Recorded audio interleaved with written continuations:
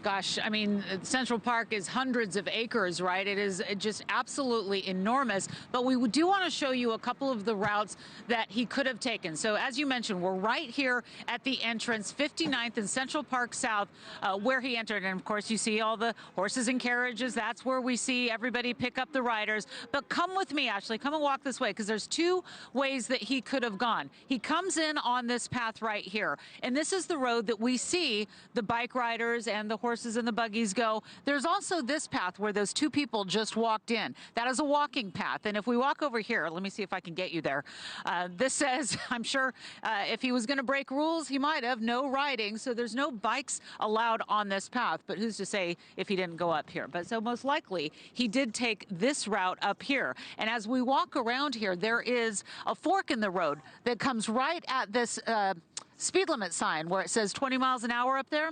Right when you get up there, there's like this horseshoe. You go to the left, you're at the famous Tavern on the Green restaurant. You go to the right, you're going to hit the Carousel. So those are the two routes he could have gone. You can also get that way from here, but chances are he just sped right up here, up this road that is so well populated. And that's most likely what happened. Ashleigh? Okay, when I saw that video, I was really squinting, and it looked like he crossed the busy street to the entrance of Central Park and then jogged to the right to be on the right-hand side of the actual lane of the roadway, and then rode up that roadway. But if he's done that, Laura, I know you know that place like the back of your hand, how many garbage cans, grates, how many great secreting areas and water sources might he have gone by as well that he could have gotten rid of some other evidence if he did?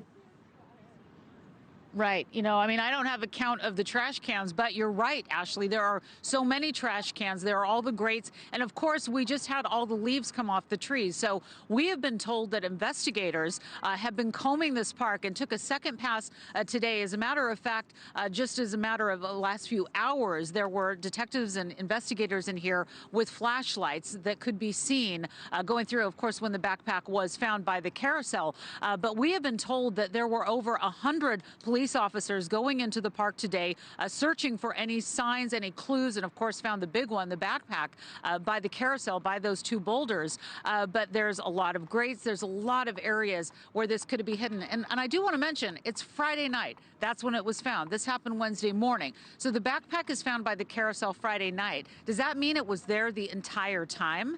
Did somebody find it and move it? Those are the things we don't know, and those are the things that we hope that cameras may have picked up. Central Park does have a lot of cameras, not as many as we would all hope, but they are here. Some you can see, some you can't, we've been told from investigators. So I'm looking at the backpack, and one of the things that struck me right away, Laura, was that it was bulgingly full. That did not look like a backpack that had lost the change of clothes that he needed. It looks like whatever he took with him to the shooting, it is as full as it was during the shooting. And I know you've got sources at NYPD, but this one feels different. It just feels like they are so tight-lipped about anything because they can't find this guy yet. They can't. And when I've been calling them all day long asking, can you just tell me when you found the backpack? Can you tell me exactly where? They wouldn't tell us much. But then, of course, Anna, your producer and great producer and friend, found this search that was going on at the Carousel. And we have now learned through other investigative reports that they didn't touch it, that investigators, once they found it, they scooped up the leaves, from what we've been told, all around it, all around the backpack. They didn't want to touch it. They didn't want to even put a glove on it. So they picked up the backpack with the leaves and they took it to a forensics lab. We've been told it was a lab in Queens. So that is where they're going to carefully go through it. But isn't it interesting? Because you would think if he was going to ditch that backpack, that he would have had something else, that he would have had another bag to put it in and take it out of the park, not just throw it. So it is going to be so very interesting to see what's in it, and whether or not we're going to hear that over the weekend, we just don't know. But we do know that forensics are starting on it. Thanks for watching. Go to joinnn.com to find NewsNation on your screen. And don't forget to click the red subscribe button below to get more of NewsNation's fact-driven, unbiased coverage.